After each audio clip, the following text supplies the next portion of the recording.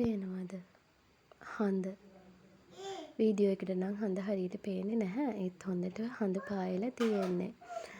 අපි වෙසක් එකට අපේ ගෙදර හැඩ කරේ කොහොමද කියලා බලමුකෝ. අපේ චොරි පුතාට ඔන්න හැදිලා දවස් 2ක් වෙනවා අදට. ඒ හින්දා අපිට වෙසක් කුඩු හදන්න බැරි වුණා. ඉතින් අපි කඩෙන් ගෙනල්ලා මේ විදියට බකට් වෙසක් කුඩු එල්ලුවා. මොකද අපේ චුටි පුතාට බලන්න ඕනේ හින්දා.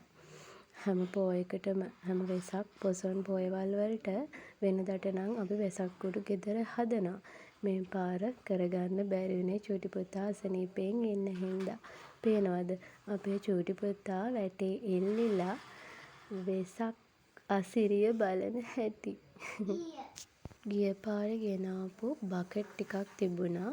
බල්බ් වැල් ටිකකුත් පරිස්සමට අපි අරන් තිබ්බ නිසා මුකුත්ම වෙලා තිබුණේ නැහැ. පහනුත් අපි ගෙනල්ලා මේ පාර පුතාට පේන්න මේ විදිහට පහන් පත්තු කරා.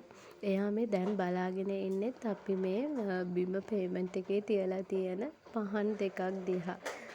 එයා අනිත් ඒවාට වඩා පහන් දෙක දිහා තමයි බලාගෙන ඉන්නේ. පේනවද? ඉතින් ඔන්න ඔහොම තමයි වෙසක් එකට අපේ ගෙදර හැඩ වුණේ. ඔයාලත් ගෙදර වෙසක් කුඩු හදලා මේ වගේම ලස්සන කරන්න ඇති නේද?